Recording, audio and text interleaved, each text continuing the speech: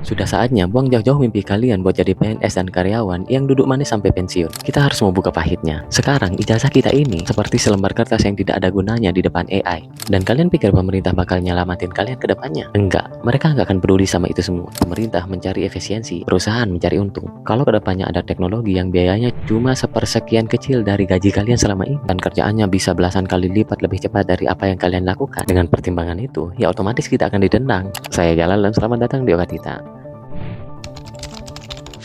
Sekarang ini kita tidak lagi di ambang kiamat lapangan kerja, tapi kiamatnya sudah mulai dari sekarang. Dan kalau kita masih terus-terusan bertahan dengan pola pikir yang lama, sebentar lagi kita akan menjadi sampah dalam sejarah. Tapi tenang, narasi ini bukan nakut-nakutin. Di video ini kita akan sama-sama membedah 5 strategi atau senjata yang membuat kita bisa bertahan. Dan hal inilah yang bisa bikin kita tetap dicari walaupun AI sudah menguasai dunia. Kalau kita nggak bisa kuasain 5 hal ini dalam 12 bulan ke depan, jangan salahkan siapa-siapa kalau posisi kita nanti bisa digantikan oleh robot-robot. Kita mulai dari yang pertama, yaitu kemampuan memberi perintah dan bertanya. Dengan adanya AI ini, kita nggak butuh jadi ahli komputer, tapi kita butuh menjadi mandor yang pintar. AI ini kayak jin dalam lampu Aladin. Dia sangat pintar, tetapi kalau yang memberikan perintah itu bodoh, maka hasilnya tidak lain dan tidak bukan hanyalah sampah semata. Banyak orang yang panik karena AI bisa bikin gambar dengan begitu cepatnya, bisa bikin paper, jurnal, dan lain sebagainya dalam waktu yang sangat singkat. Iya, semua itu benar, tetapi pertanyaannya, siapa yang kasih idenya? Di masa depan, orang yang dibayar mahal bukan orang yang bisa mengerjakan, tetapi orang yang tahu apa yang harus dikerjakan. Oleh karena itu, kita harus belajar tentang bagaimana cara berkomunikasi dengan mesin ini, bagaimana menyusun instruksi yang tajam supaya alat-alat ini menghasilkan sesuatu yang memiliki nilai jual. Jangan jadi orang yang bisanya cuma iya-iya saja, tetapi jadilah pengendalinya. Hal selanjutnya, kita berbicara tentang kecerdasan rasa dan hubungan sosial. Salah satu hal yang masih menjadi potensi kita hari ini adalah AI ini tidak punya hati. Dia dengan mudahnya bisa menghitung angka triliunan dalam hitungan detik, tapi dia nggak akan tahu rasanya empati atau sakit hati. Di dunia yang makin dingin karena teknologi, sentuhan manusia ini akan menjadi barang mewah ke depannya. Kita harus meningkatkan kemampuan negosiasi, kemampuan kepemimpinan atau leadership, dan membangun kepercayaan. Kenapa? Karena orang-orang akan lebih senang membeli sesuatu dari orang yang mereka percaya, bukan robot. Orang tetap akan butuh bagaimana peran seorang pemimpin dalam memanajemen timnya saat masa-masa kritis dan sulit. Kalau kerjaan kalian hanya mindahin data dari kertas ke komputer, maka kalian tamat. Tapi kalau kerjaan kalian hari ini melibatkan perasaan dan hubungan yang lebih mendalam antar manusia, AI ini tidak akan bisa mengambil alih semua itu. Dan sebagaimana kita tahu bahwa perkembangan AI ini sangat cepat ke depannya, di sanalah kita membutuhkan kemampuan adaptasi. Lupakan istilah saya sudah lulus sekolah ABC. Di zaman sekarang, apa yang kita pelajari 1 bulan yang lalu saja bisa jadi bulan depannya akan basi. Kalau kalian hari ini merasa saya sudah senior, saya sudah banyak hal yang saya bisa, atau lebih parah, saya merasa bahwa saya nggak perlu belajar lagi, maka siap-siap saja. Sebentar lagi Anda akan digulung. Di era ini kita dituntut untuk punya kemampuan super cepat untuk belajar hal-hal yang baru, dan karena itulah kita harus belajar tentang bagaimana caranya belajar. Jangan pernah kaku dalam satu hal.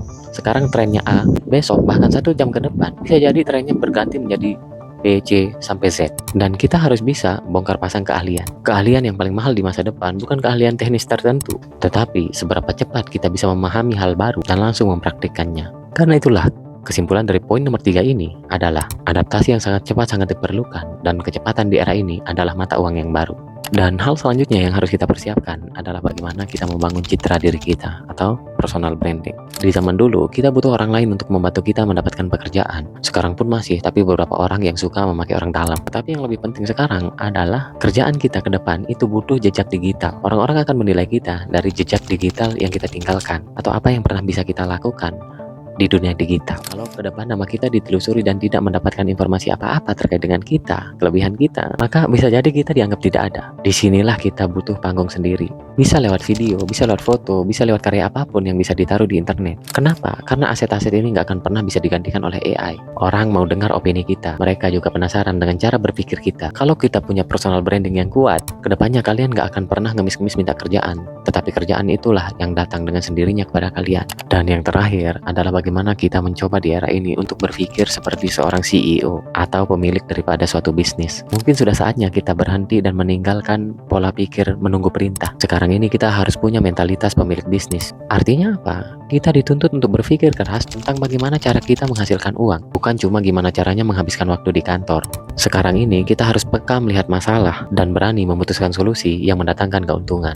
AI nggak punya inisiatif untuk bisa bikin bisnis baru. Dia akan menjalankan ide-ide kita. Artinya dia hanya bisa menjalankan apa yang sudah ada. Dengan momentum ini, kita harus bisa melihat peluang di tengah kekacauan. Di mana ada masalah, di situ ada potensi. Kedepannya kalau kita punya mental yang seperti ini, maka kita tidak akan pernah takut lagi dengan berbagai macam kekacauan di hari ini, di mana pekerjaan manusia sudah terancam digantikan mesin semua. Kenapa kita sama sekali tidak takut? Karena kita sudah bisa berpikir tentang bagaimana caranya buat kerjaan yang baru. Artinya kita yang memegang kendali. Intinya adalah dunia ini sudah berubah, kawan. Aturan mainnya sekarang sudah beda. Kalian masih mau berharap sama tunjangan hari tua yang belum tentu ada? Saya rasa tidak sama sekali. Sekarang sudah saatnya untuk kita mencoba untuk berinvestasi kepada otak kita dan kreativitas kita. Karena pilihannya cuma dua, beradaptasi atau tidak hidup lagi. Dan kalau kalian tahu 5 poin tadi itu bukan sama sekali pilihan. Itu adalah syarat yang mungkin bisa membantu kita untuk bisa tetap makan di tahun-tahun mendatang. Dari 5 hal yang kita bahas tadi, menurut kalian hal mana yang paling sulit untuk dipelajari? Mari kita mendiskusikannya dengan baik di kolom komentar.